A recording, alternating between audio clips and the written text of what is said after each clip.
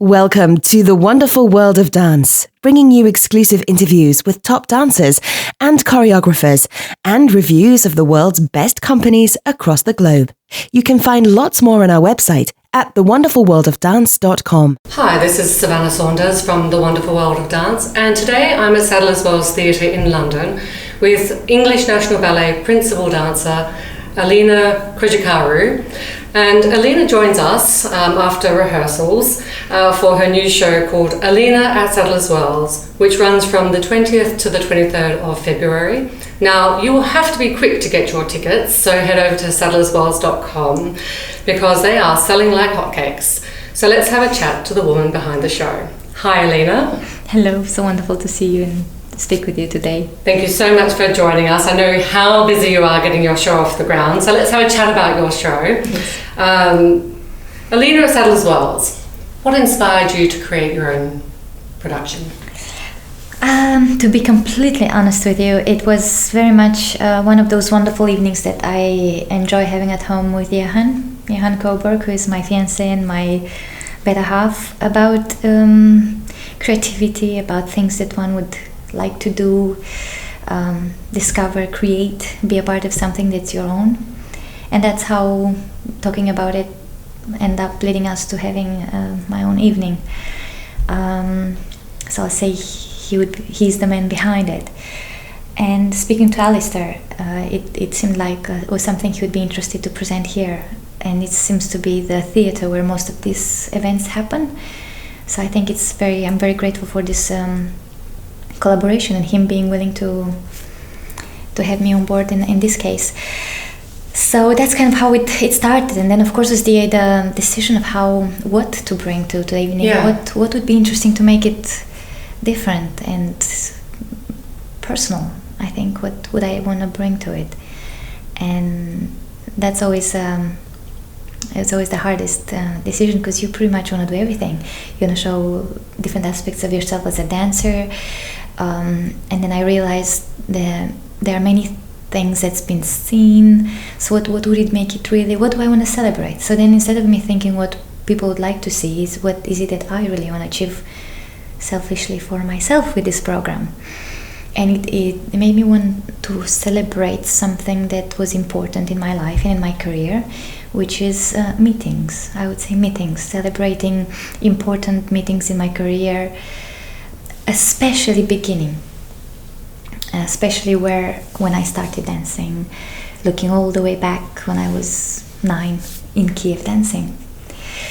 And then also celebrating new meetings, which means working with choreographers and people I have not worked with before, working with dancers with whom I have not worked before, and doing repertoire that maybe has not yet been seen possibly by me dancing in London. With that in mind, I started to put a program together. So tell us what is on the program. I'm intrigued because I see that there's a mix of classical and contemporary, and Yes. of course, as you mentioned, your other half, Johan, is dancing as well. What are you bringing to the program? Of course, it has to be something that would celebrate my partnership with Johan and the time 2 decades that we've danced together. And it brought me back to a piece that was created by Tim Rushton. Actually, I was wrong. We started creating it with Tim about 12 years ago, and somehow then our journeys went in different directions. We never got to finish the piece. So I said, this seems to be the right opportunity to finish it and perform it together.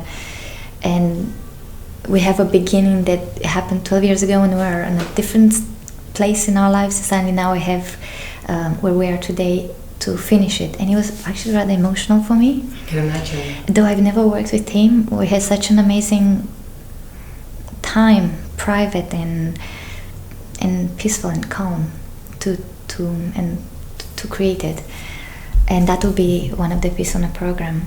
And then I thought I want to do something completely different and interesting, and came across Giuliano Nunes, who's a really, really wonderful choreographer, very young, and yet in the same time I love the fact that he's also very thoughtful and very deep, not light, not about just movement, yet when you watch his choreography it's also very striking and interesting. and that will be another piece that he will join us, and he's gonna dance with me, and we're gonna have another dance. It's gonna be Padatra, and this will also be a new creation. And again, I love the fact that suddenly I come across music and that I did not know before, to work on a piece with choreographers I did not know before, and just because I had this opportunity, it made me go online and search new creations and search people, and it's so much out there, and you just click with some and you say, yeah, I would like to try this. And while it's so important, the outcome, and it's so important hopefully that people would like it, I really love the journey. I really love the journey that we're doing at the moment. And for the third piece, in the first program, I really wanted to bring something more light and a different side of me. So I'm gonna have Le Lutin, which was a piece created by Johan for the Royal Ballet a while back, and it's been performed a lot over the world, but I don't think it's been so much performed in London. And it's fun. We have live music most actually throughout the evening, except one piece could be recorded music. We'll have live musicians, cellist, piano, and violin on stage with us, which I think it's for me it's very important. The musical aspect. Oh my gosh, to have live music and not a recorded music. As wonderful recording is. Having someone who's out there with you in the moment, bringing something of their own. Not only that it changes your performance, but as every artist, you might feel different on a certain day. And that aspect of going a little faster, a bit slower, just brings with each other something else. And I like that very much when I perform, to have that. For example, at English National Ballet, we have an amazing conductor, Gavin, who's just over the years got to know me so well that when you're performing, he can actually see, oh, today she really needs more time, oh no, today I can really get something exciting. And that's something really special, I think. And I just decided to put myself in these situations. I know very well Charlie Siem, who's gonna be in Le Lutin for us, and we worked with him on this piece, and he's brilliant. He's really, really brilliant in it. So there's 3 pieces, or is there 4? There are 3 pieces dancing, okay. And there are 2 films.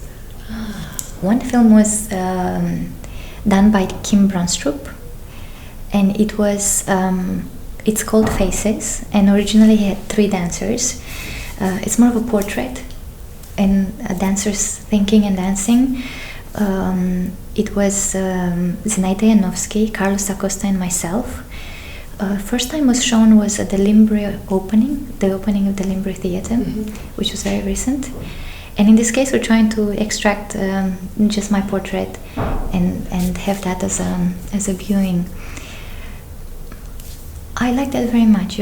Kim had the dream to make this film for a long time. I remember he was talking to me, and it was wonderful to see his dream coming to life and be a part of it. I like passionate people, and somehow it really doesn't matter. Of course it matters, I keep saying it matters a lot how the outcome is, but when you see someone coming at you with, this has to happen, and it's because of it, and they see it, suddenly you see it. And I really enjoy working on this portrait. And I think it shows an interesting aspect of dancers thinking, dancing. How so? You see the slow movement of the eyes as something happens, and it's something I feel on the big theater you don't see. You miss, and that's something I'm very passionate about when I dance. I find sometimes in the small gesture you can say so much more than in a grand movement. And while it becomes a bit more internal, there's also always my passion dancing. How can I find those still simple moments to say more? And I was always very passionate about finding how can I make a bigger impact through the emotions, because sometimes you might feel a fantastic show and people come back and say, yeah, that was a good show. And sometimes you feel you gave so little, and then they'll say, wow, so powerful. So I was always very curious about the difference, what makes a performance more powerful. and I do feel it comes to so many of these little details that sometimes you see a performance and you might not know why, but it really impacted you. So I think when Kim started talking about this movie, I knew in a way what he was looking for, and it was quite easy to find and communicate. And I've always enjoyed working with Kim.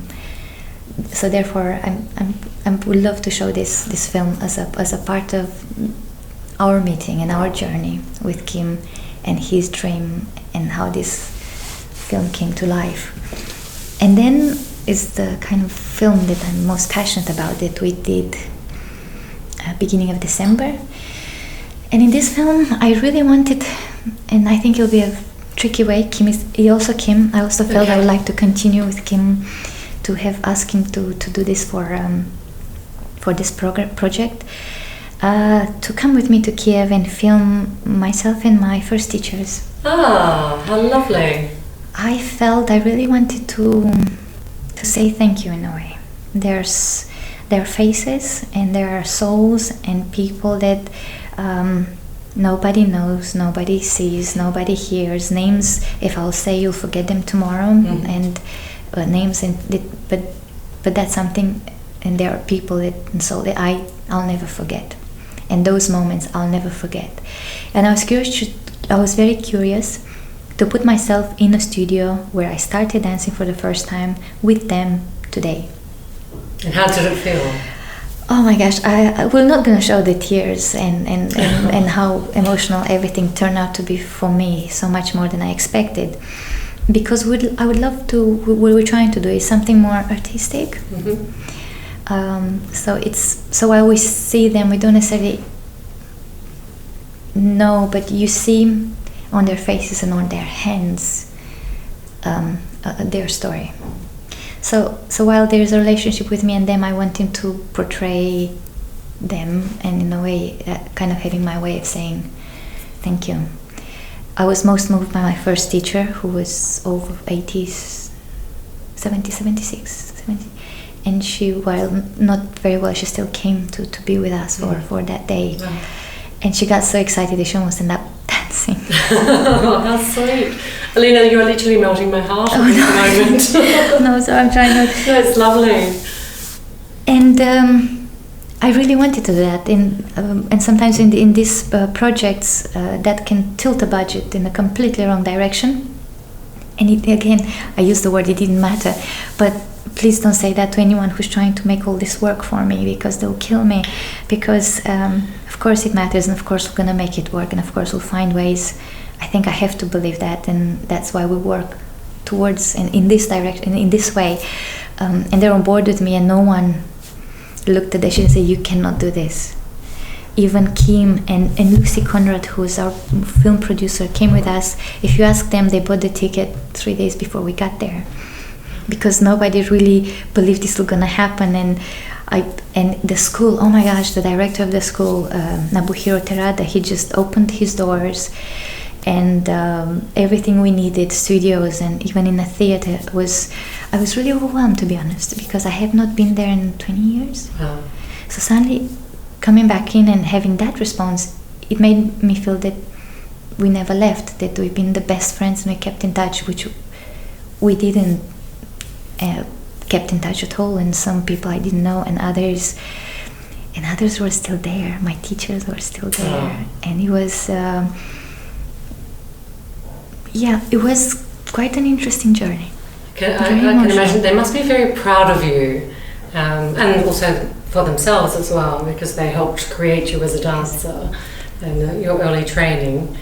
They must, when you went back, they must have felt very proud. Yes, they were very very moved in a way, because and to some of them we didn't even, we tried to explain it is about our relationship, but I didn't want to say it's about you, because they can become very self-aware. So we had a wonderful time. We took so much time talking, even if there were things we're not going to use in the movie.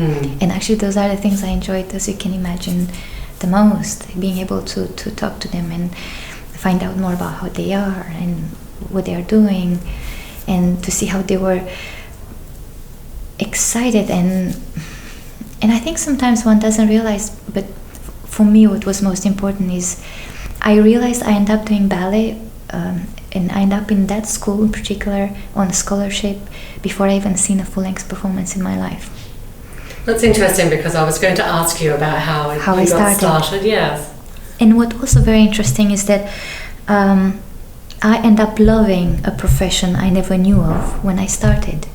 And that really made me even more determined to make this movie, because it made me realize that whoever were my teachers, all of them, even the ones that maybe they didn't have me as their favorite student, the ones that they had me as their favorite student, the times where my mark was being taken down because I was maybe too big, or the times where things happened, everything happened for not a reason, but everything that happened shaped me in a way that made me love this profession, made me dedicate myself to this profession and say, this is what I want to do.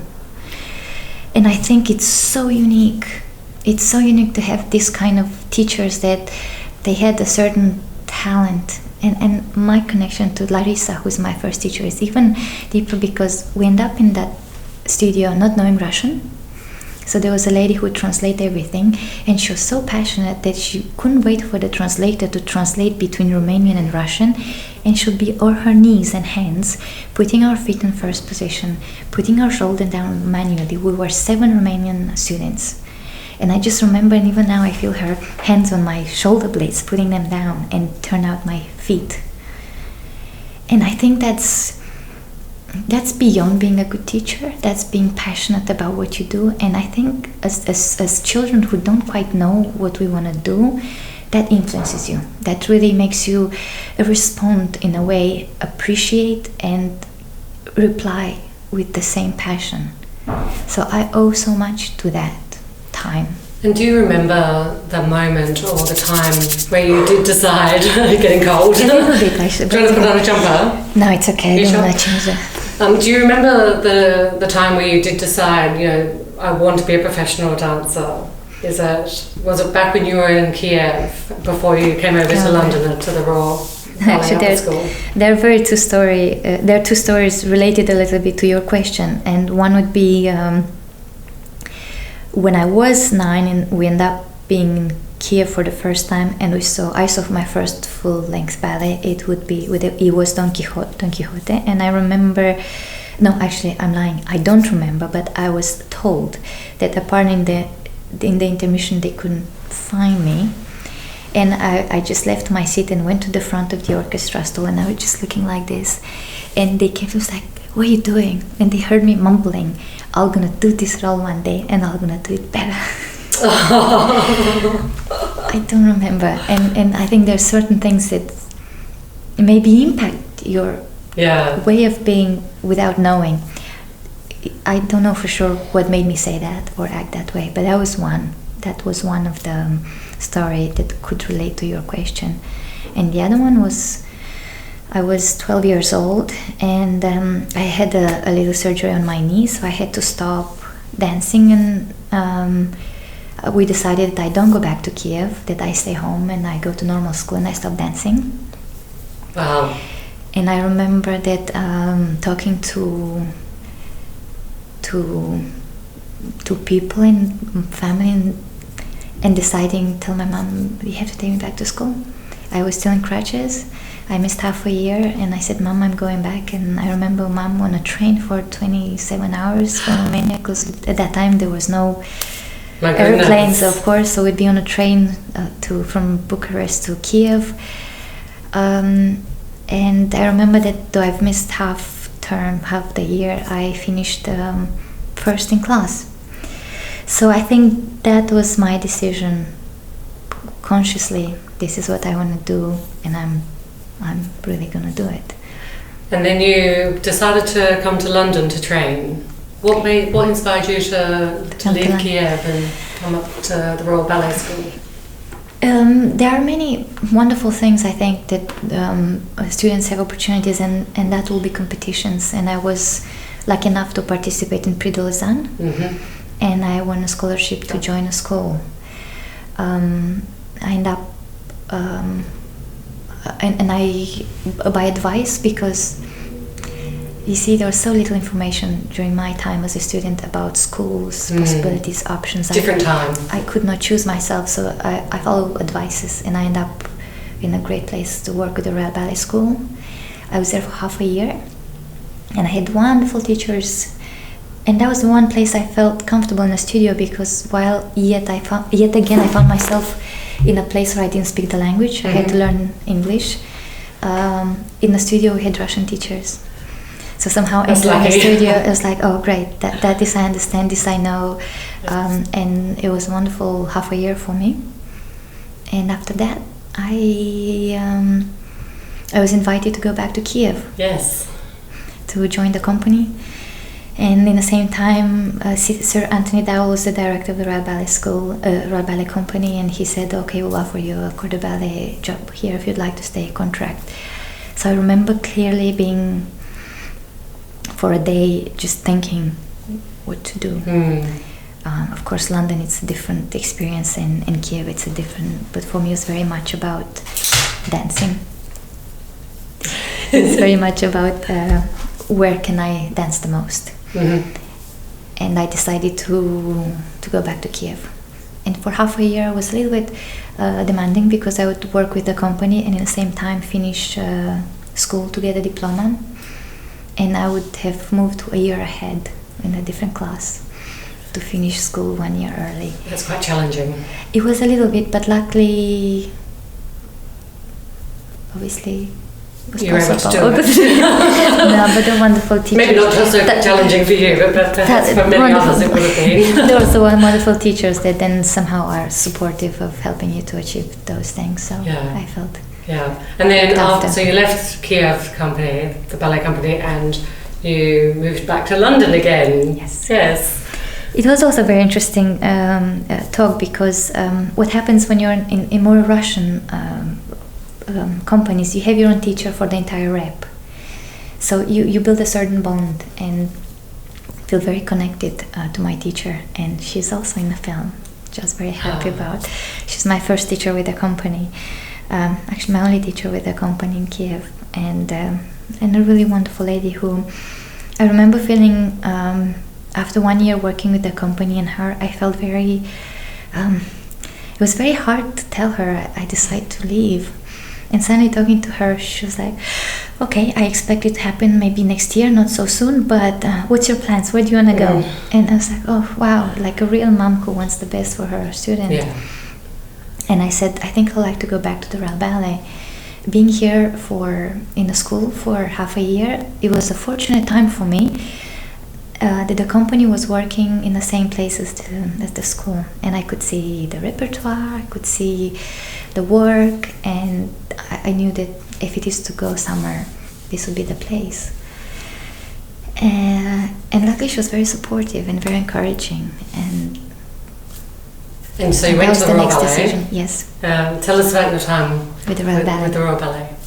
What was really lucky for me, once again, you see, sometimes I say lucky because coincidences and timing, it's so important in someone's life. That was the very year that Johan also joined the Royal Ballet. And not long into it, we did Masquerade for the first ballet. We danced together, and then the very first full length was Romeo and Juliet. And that always happens, as it happens in ballet. A dancer gets injured, someone else gets an opportunity. But more so for me, I think, was Sir Anthony Dowell really believed and saw something in me. And even though I joined the Royal Ballet after doing principal roles in a corps de ballet contract, the fact that I was welcome back, it didn't matter in which level. And having experience for a whole year in Kiev doing principal roles and dancing so much and learning roles very fast and jumping in shows, being told in the morning, tonight you're doing this role, this is the chocolate, that lady will show you, because no, if you cannot go Google, I'll learn this role. Now you have one variation and you have 10 options. I know 10. Yes, thousands of options of someone doing that role. I remember my teacher gave me chocolates, like she will teach you a role, and I would go to her and she will show the video one, the step ones, the solo, and I go, can you please show again? and so you must be slow. And I felt so bad, and I was like, My I've never goodness. done this before. So then I picked up a pen and pencil, and she was showing me the steps. I'll write down what I had to dance that evening. So now I would go in the studio and with my teacher, My just find goodness. something prepared, and in the evening I would go on stage. Wow, that's quite unbelievable. And somehow I want to think, is it needed, is it not? But actually back then, when we would tour, unless you're on stage, you don't get money. So even if you do principal roles, if you have a chance to do also a solo in it, then you get more money, more salary, which counted, Yeah. and I guess will always Absolutely. count. So for me it was always, but you see, I didn't thought about that. I was very much thinking about the opportunity to be on stage. And you're a young do it. dancer at the beginning of your career. You just want to do everything. So I felt that helped me so much suddenly coming back to Royal Ballet, and when I would have an opportunity to do a big role, I never had a feeling of, oh, I'm not ready, I need more time, I don't have enough time. There wasn't a question about it. And when I had the opportunity to learn symphonic variations, I didn't have to wait to be taught the whole ballet, which we didn't get it taught the first rehearsal. And the next rehearsals we had the stage call, and I knew the whole ballet, and I kept on doing it till the end, and everybody was like, oh, wow. Because that was the way if I do something, Yeah. it's my job to do the homework. Yeah. And I always believed that, I still believe that. I believe that strongly. So to answer your questions, we were at back to the Royal Ballet. Johan. Yes. We're back to Johan. That's a lovely place to go. Yes, always. Tell me everything. I can't say everything. No, but not everything. so it was really, and I think that was again timing. It was very important step, because sometimes you work with people you don't know how gonna happen, and the fact that Anthony put us together and went up Romeo as well as Giselle, and then further on many ballets that developed, was very fortunate for me. Johan being more experienced, very patient and generous in his artistic way, in his way of working, had helped me so much to grow. And of course I don't think it was easy, and I don't think anyone has an easy journey in the beginning. Get you to know how people work, coming from different backgrounds with different ethic. Whereas Johan would come from Royal Danish Ballet, who would have equity and a certain structure in work. Me coming from Kiev, where none of that really was. We would be in a studio until we were kicked out, and we would be kicked out and not leave, so they figure out the way to get us out of the studio was to turn the lights off. So then it would be my teacher, who would be a very different relationship instead of a different institution, how things work. So there are many differences that influenced how you work in a studio, but not that. What I found very interesting was the way we would hear music, because musicality in Bournonville style, it's quite a bit different than musicality in Russian classical big style. So if there were ever any things differently, in the beginning I didn't quite know, but there's a difference when you aim to go and one, or if you go one and somehow that has a huge impact for the partner to know how to deal with a girl who would go somewhere and it's like, oh, she's early or she's late. And I think all these little details and questions, the fact that Johan and myself were so I keep using the word passionate, I'm sorry, but we're so passionate about discovering. It's a good word, though. Yeah. Thank you. About discovering how to make things better, or why things don't work, or why things don't seem right. Because sometimes things don't seem right and say, yeah, it's fine, I'll just do it. But we really were curious about finding out why they don't work. And to some people that seems like a waste of time. But I think that's the little details that then develop a partnership, to get to know each other on that level of musicality, of interest, of it helps you be on stage and really, really let go and really not worry about anything, because the person with you really senses when you're that a bit faster, slower, and I think that's what really was very special for me to be a part of the Royal Ballet. It's obviously a very important time in your life and a very important meeting, Yes. as you mentioned at the beginning. and then you went to the English National Ballet. Yes, I think. Again, I really don't want to blame today's world of being able to see other things, but it definitely has an impact on. It had an impact on my career because after 1 year in Kiev, I realized that I would do the same the year after, and the year after, and maybe at some point something else new will come up. And I feel after, I think it's been a good 13 years, if I'm not completely correct now of how many years I've been with the role, but it came to a point that it became a repetition of the roles I've done. Mm-hmm. And while I still had guestings and touring and I felt wonderful, you kind of look, okay, I'm 20 something, 30, I don't remember how old I was, 30. Of course I remember, but I want to tell you, no. We can keep that secret. No, but after a while I lose track of when things happen, and I don't want to say and be wrong and be corrected by people on Twitter, but but you know what I mean. So it kind of made me realize, okay, what now? Mm-hmm. I've experienced all of this and it's been wonderful, but I really need more. And having been there before with Kiev, I recognize, and for a while I denied it. And I say, no, it's great here, no, it's great. So you convince yourself you're in a good place, and you slowly have to admit that actually I really want more. Mm-hmm. I really want to experience more. I don't know what's going to happen, but I have to try. And I think that's when the decision came to. And I had also the great fortune to work with John Neumeier in Hamburg. And that gave me the part that I really did not have with the Royal Ballet, and that's working with a choreographer, especially working with a live choreographer. I worked with, if I say names and I miss someone, I'm gonna be so bad. But Kim Brunstrup, that's where we met. Mm-hmm. We worked with Wayne McGregor. Mm-hmm. I worked with David Bindley. I worked with not that many choreographers. And Alexei Radmansky. That was very late. It was one of the latest choreographers I worked with, Alexei Radmansky, and I loved working with him. Yeah, I can imagine. Loved working with him somehow. And another connection, he's also from Kiev. He's also same. So somehow I knew, and I said, yes, I know that passion, I know. And he would just be in the studio with you, and the fascinating thing is you would get corrections non-stop. So you'd feel you never achieved something, but then when you look back, you go, oh wow, we started way, way, way up there. Interesting. And I love that. Because when you go forward, you actually don't know when you go forward how far, but you keep going.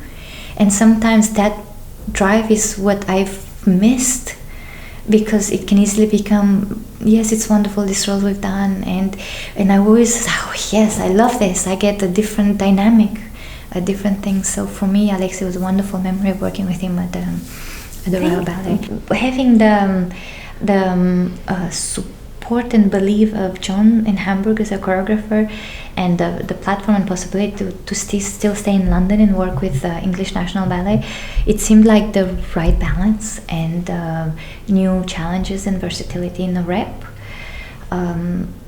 English National Ballet still having been quite based on the classical repertoire, and John creating and working on his work but most of all working with him in a studio, which is very, very unique and very special to me, gave me the courage, I guess.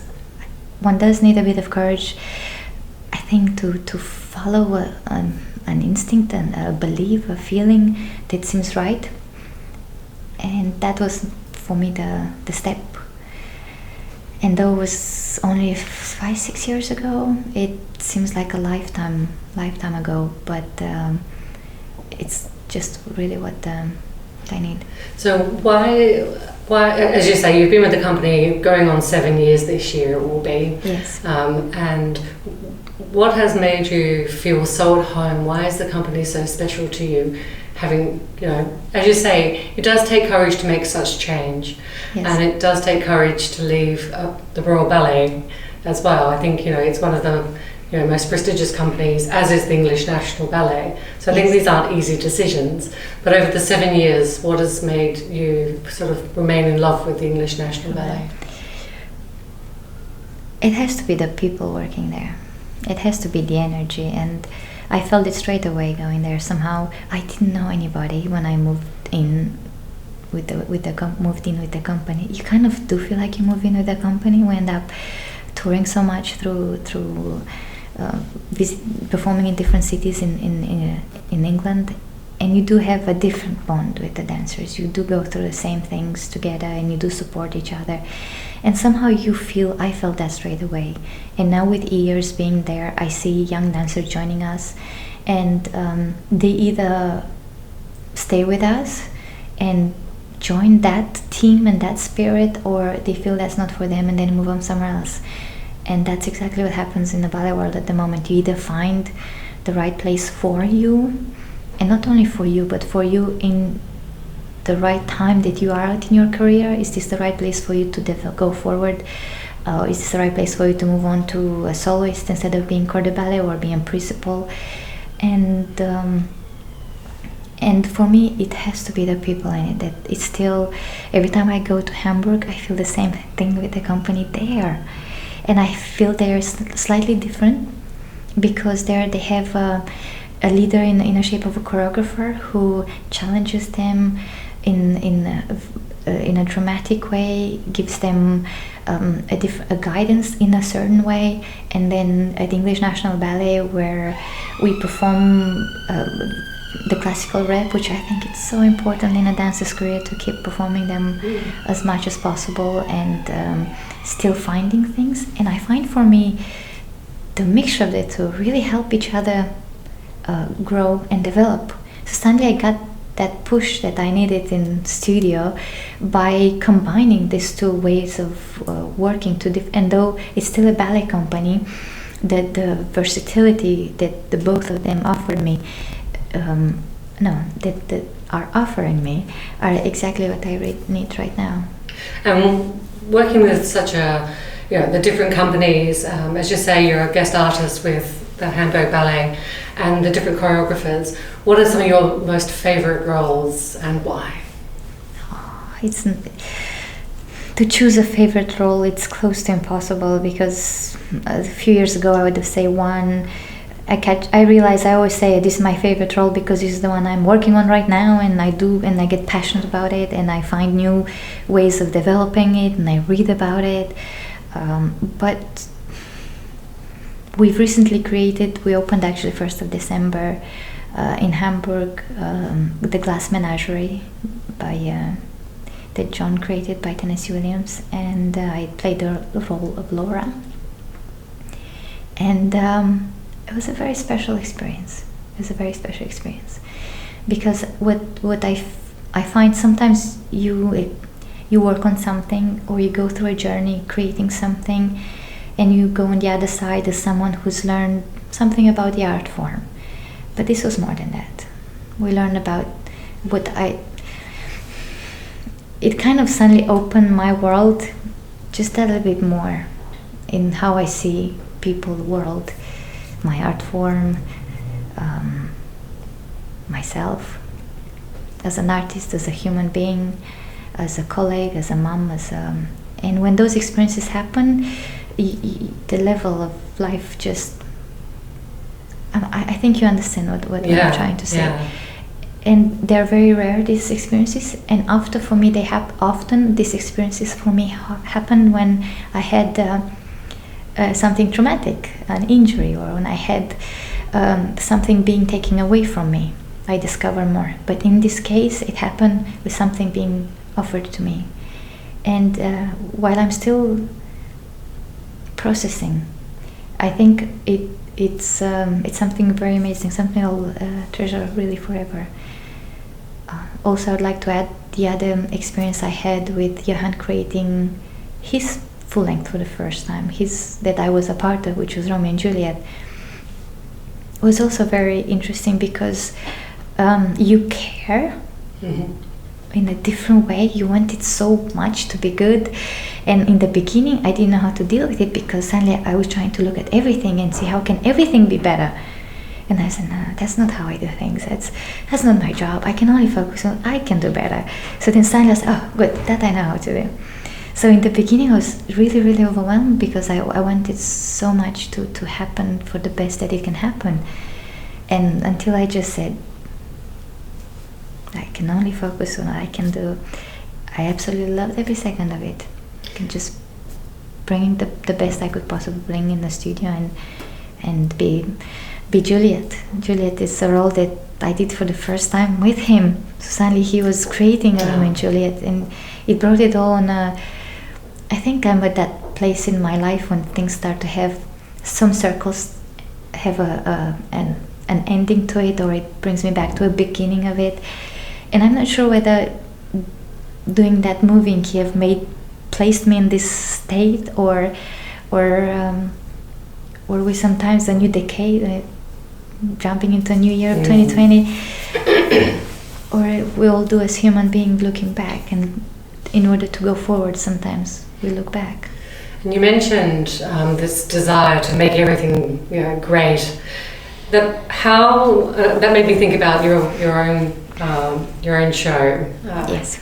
How did you deal with that desire to want everything perfect, and when it's such a huge task and such an amazing piece that you're doing? Well, it's impossible really to do everything perfect. So, and that I really did not discover by this project. I discovered by becoming a mom. Then you realize that you can do that much. You can do for everybody at the same time, and it was a huge lesson. One I refused to accept for almost 2 years, and I'm still not accepting. No, in our profession, it's so much. It takes so much of your own time. You're not a great artist because you work in the working hours, 2 to 5, 6 to. You become more than that by the work you do afterwards, by the work you do in your free time, by the work you do nights or mornings, by the extra work you do. That's what makes you special. That's what makes you special, being here with me right now, and not in 2 to 5. And while it's so promoted right now in today's world to go home and balance that, I think the balance for me turned out to be to really acknowledge the fact that I love going home, talk about ballet. I love sitting home with Johan and just sit at a table and throw ideas and get passionate about the rehearsal and the show and talk about what was good and not good, and yes, sometimes it was not the right thing to do it, but sometimes, and most of the times, I love that. So why should I enter the house, close the door and say, okay, now I'm not a dancer. I'm always a dancer. I sleep. Now you're just Alina, wife, mum. No. So somehow that was before the little one came into our life, and then I go like, wow, I like to be for her what I am for my career as a dancer. And then you go, wow, I want to be that for Johan too, and I want to be that for my mom. And then you end up into trouble because you can't.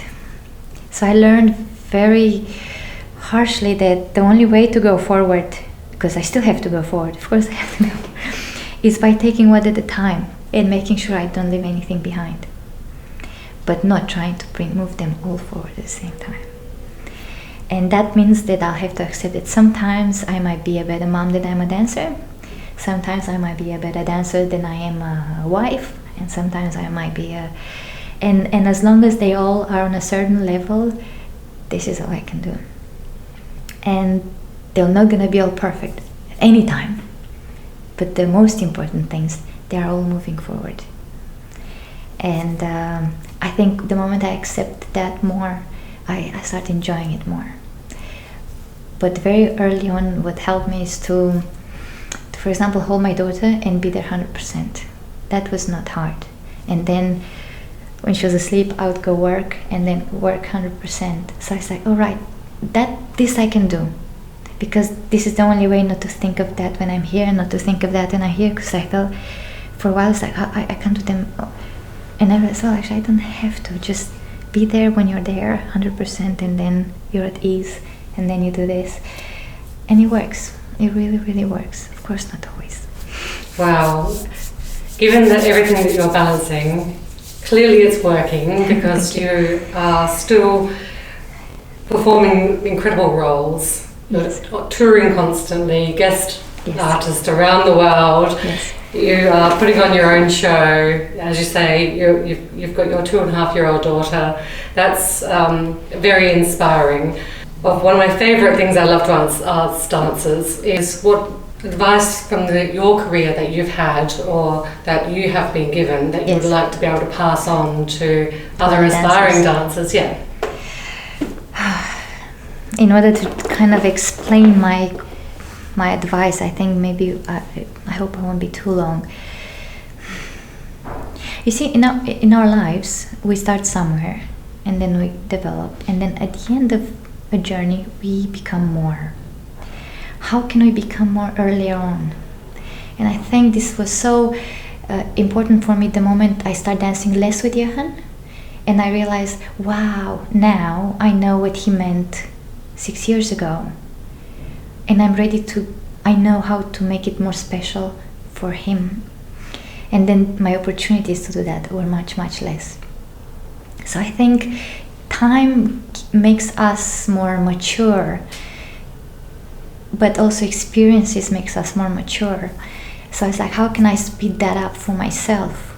And I realized there is something called self-development that we don't hear of in school, we don't hear of in class, we don't hear of anywhere.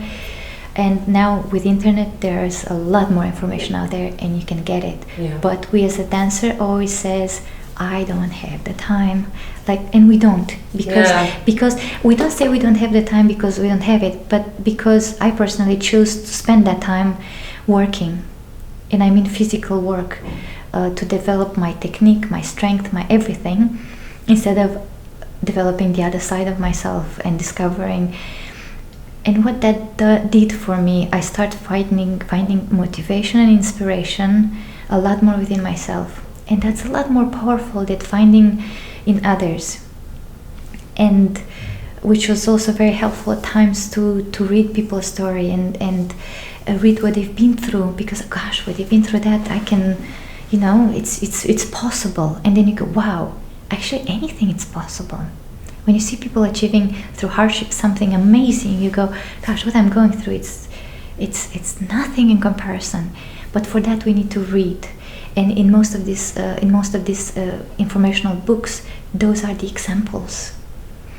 And we don't think superhero exists, but they are. And there are stories of people we don't know, names we don't know of. They are not famous, but they are the bone of our societies. I think inspiration and motivation, and that gives courage.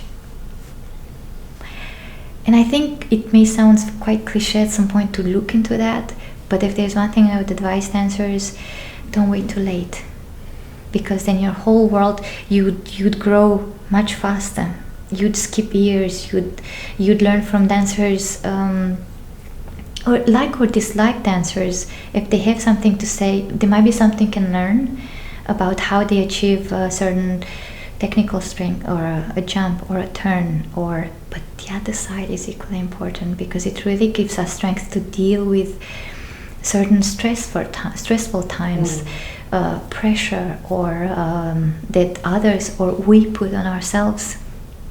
And unless we know ourselves best, that can influence us, and often not in a good way, unless you have people who support you and you believe in them.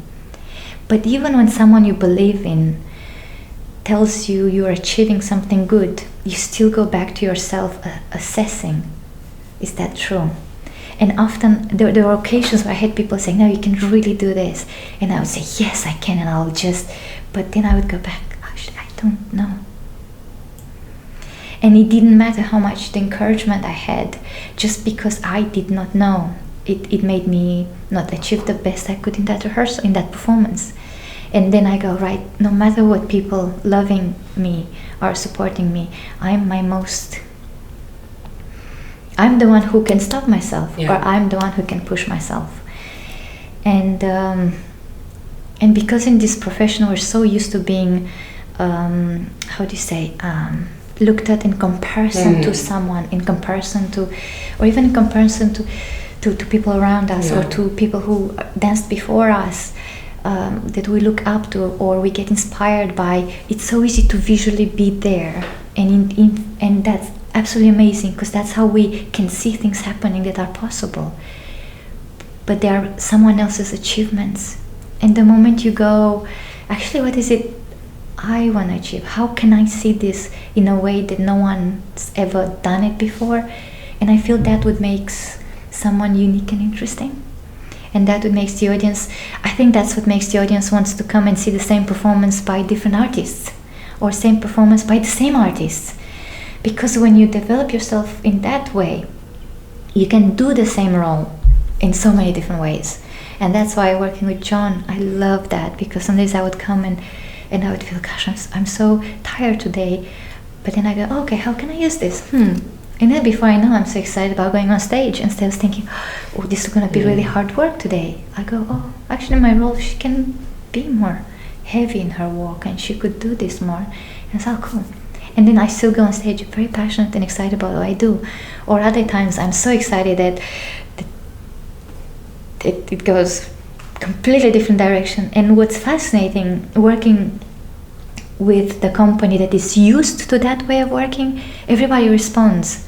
So suddenly everybody around responds, and then the whole show goes in a different direction.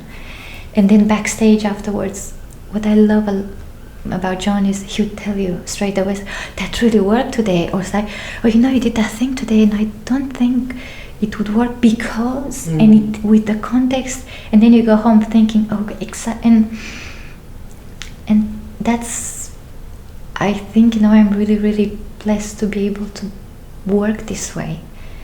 So I think, back to your question about dancers, there would be self-development, financial investments.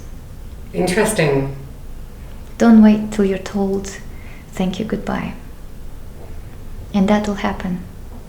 It will happen when you expect it. It will happen if you're not expected. It will happen. It could happen. I wish no one to happen when you get an MRI scan, and then you have to do something. And maybe you're lucky to be in a company where you get financial support towards a new job. Usually it doesn't happen. Yeah. And the other advice I would have is make yourself a great asset to your company. Be the dancer that can always get on stage and do a role within a day notice. Be that kind of dancer. But in order to be that kind of dancer, there are more levels to it. You have to be the one that knows your strength, your limits, how to recover after performance, how to nutritionally take care of yourself, how to take care of yourself overall. So again, we go back to oneself's knowledge of oneself. So then when you're in the studio for 6 hours a day, you know that the last 10 minutes of rehearsals, you should just do something more, or that 10 minutes you should say, actually, thank you very much. But again, do it in an honest way, because then you know whether you prepare yourself for the show the best you could by resting, or whether you prepare the best way you could possibly prepare for the show by doing 10 extra minutes. But that only comes to... I have to say, with such an incredible career, I'm not surprised you have more than one golden nugget of advice, and I'm sure it sounds like you could almost write a book on advice, because actually I don't think and I think I must have asked this question about 100 times. Okay. And the answers are often, surprising, but no one has ever said financial investment at a young age. And I just think the personal development as well is not something which is often, brought out at the end as being a piece of advice. So I think, those two things are quite unique to hear, actually. Yeah. I'm happy because I think more and more about them. I'm not thinking because I'm stopped dancing, but I think because I have seen it. And I think traveling and working in different companies, it made me see the weaknesses, the lack of it in our journey. And so many dancers, senior dancers or end up to their career not knowing what they're going to do next and financially not prepared for it.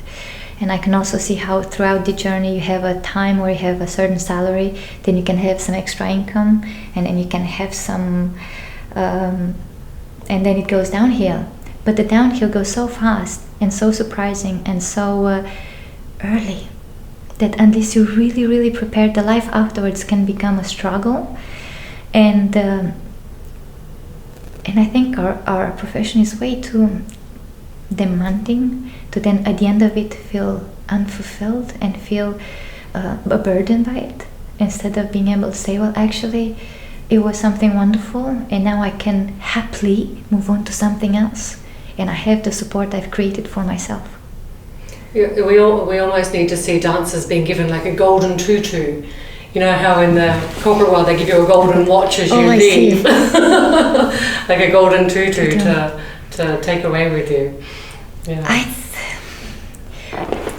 There are many institutions with many dancers. Within a company have 70, 80, 100 dancers, and you are one of 100, even if you're a principal or not. Even though you think, oh, the principals have it so good, it's not necessarily the case, and you're not gonna have me or other dancers complaining about the hardships, but they are there. Yeah. And maybe one day when people will write a book, you might have more information of the details. Well, look at Paris, with the Paris opera dancers who've been on strike because they're looking to change their pensions. I heard, for example. It's a really valid point. It really is a valid point. But I think what happens is these are some things so engraved in the way things are, that for my generation, and I think for 2 more generations to come, to change, it will take maybe us to start talking about it, then maybe next one to take action, and maybe eventually someone will benefit from it. And I think you and what you offer us to be able to talk here about these things are a great platform for it. Thank you. But for me, I have to take action for myself, and in doing so I can maybe at some point be able to tell more of how I did it, the mistakes I did that I've learned along the way, and the things that worked for me. Because then the next generations, they're gonna live their life will gonna be in a different society than mine, so some things might be able to, everything moves so fast that they might be able to take on board or not. So it's never ending. So I think that's why my advice would be to dancers, don't only look at the dancing part, but the whole aspect of your career and your life, that it's yours and you can't. It sounds like you may have given thought to the chapter after stage for yourself. Have you given thought to what you will do next? Yes, of course. Yeah. Yes. And I think all the experiences I have right now, even with this project, doing it makes me see how certain aspects of producing things work, whether it's something I can somehow develop in a certain way, but most interesting is the people we come across. Then I go, oh wow, I can not understand this way of working, and then and it doesn't make anyone good or bad, but it makes suddenly you realize I actually have a way of doing things, and suddenly when someone comes on board, that it's like great, you don't have to even, and then and when you find those people, it's like actually I would love this person in my life working with, and I would just love to, and then suddenly your world widens up and you say, actually with them I can do that, and I can also do that project, and I can also do that project, and you get excited about things like that. Wow, it sounds like Alina at Sadler's Wells is only the beginning of many projects to come. I forgot to say about the main piece, which is Marguerite and Armand. Well, that's why I sort of said, is there 3 or 4? I thought there was, I thought I read there was like Marguerite and Armand. Yeah. Marguerite and Armand, which is, it's a wonderful, wonderful ballet, and I like the fact that the evening will have a story to it, and something that one can enjoy from a dramatic point of view more, that will complement what we had before. So this is why I also chose the Marguerite and Armand to have in a program, and it is a ballet I have not performed in London yet, and I have danced it very little, and I look forward to experience it on this stage. Oh, I can't wait to see it, Alina. Thank Absolutely. you We're so excited. Thank you so much. I just want to say, for everyone who is listening, for those who are in London and coming to London, make sure you get your tickets. Go to settlerswells.com, and remember it's only on the 20th to the 23rd of February. And also, if you're not already, and you probably are, because I am, following Alina on Instagram. She has a wonderful, wonderful Instagram called Dancing Alina Official. Thank you so much. Thank you so much. I very much enjoyed talking to you as well. Thank you. Don't forget to subscribe. We've got some incredible interviews coming up with principal ballerinas and renowned choreographers. We love dance and ballet, and we hope you'll love us. Join us on Facebook and Twitter.